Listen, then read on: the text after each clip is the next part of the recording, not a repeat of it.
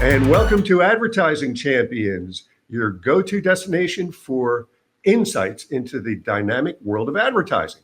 I'm Tony Stanol, and today we're speaking with Lori Murphree, who is the managing director of Evalla. Welcome, Lori. Thank you. Now, you're an investment banker, and it's relevant for the advertising audience because you're a matchmaker. You put agencies together. Yes, exactly. I focus 100% on marketing services. We mostly work with owners when they're ready to either take the agency to a new level, to maybe not work as hard, and also to take a little bit of chips off the table and hopefully earn a nice retirement. So we help them usually sell their company once they've reached a certain size. And then we also sometimes work with buyers where they're looking to actually acquire companies to continue to build their agency. Got it. Now, don't be shy, be prepared to brag, but tell us about your latest couple of deals, which were big ones to those of us who keep score in the advertising world. Yeah, they were great. I mean, the first was Red Teddimer, who we sold to ModUp. We've known the guys at Red Teddimer for a long time. We were in a process pre-COVID, and then COVID happened, and so we went on hold. And they really were also, as you are, very particular on who they wanted to talk to.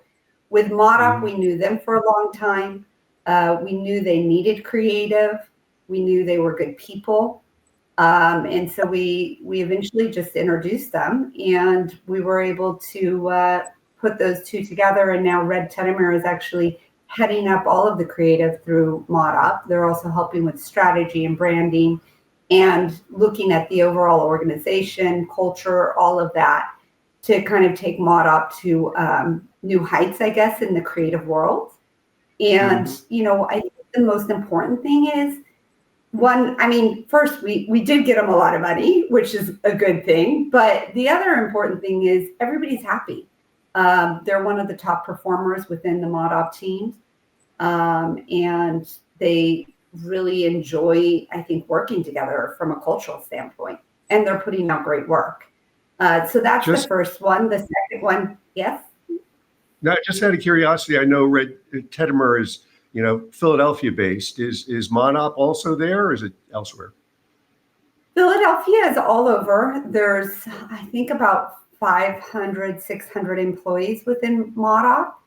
They are based in Florida. I think their other base at one point was in Los Angeles. I've known them for 12 years. And they have offices kind of throughout the U.S. And they also do a lot of remote work nowadays. Yeah. Gotcha. So, and they were primarily digital, and there's a whole trend of digital agencies buying creative because creative has become much more important.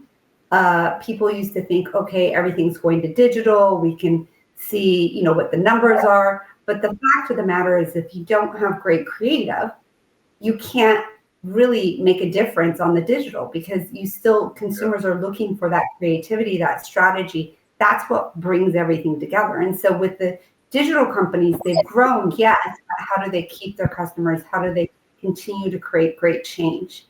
And that's where the creative comes in. And that's why there's a lot of companies out there, a lot of buyers that are looking for creative, particularly because they've built up this digital, media performance agencies that now are saying, wait a minute, the creative would really be beneficial for our clients and the strategy behind that.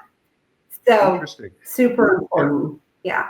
What was the case with OKRP and Barclay? They were both full-service agencies, right? Yeah. OKRP is super fresh, great creative agency.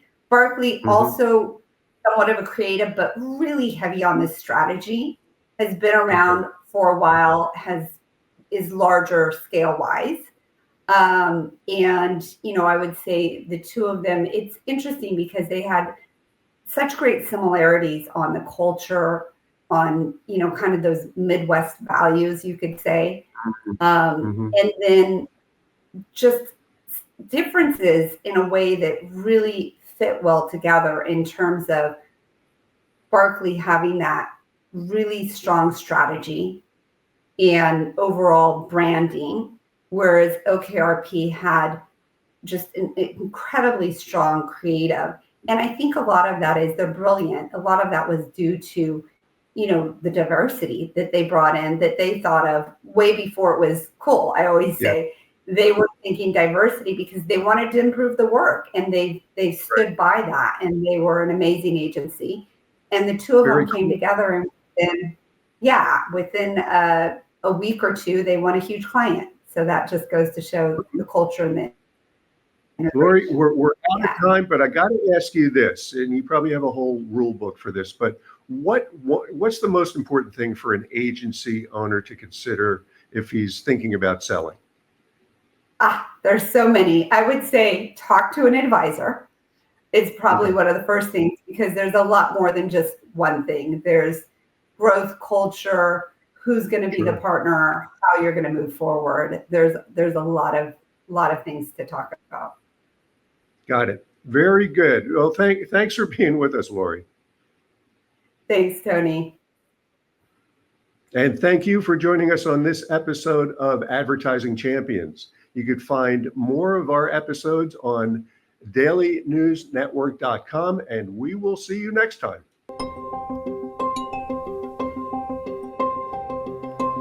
We've been around for 16 years, working with clients, with thousands of clients. We're working with agencies to be able to scale them and grow them and provide them services that would cost them way more than it would for them to do it themselves. Anything oriented around lead generation, video creation, web design, we're full service, so we can really serve most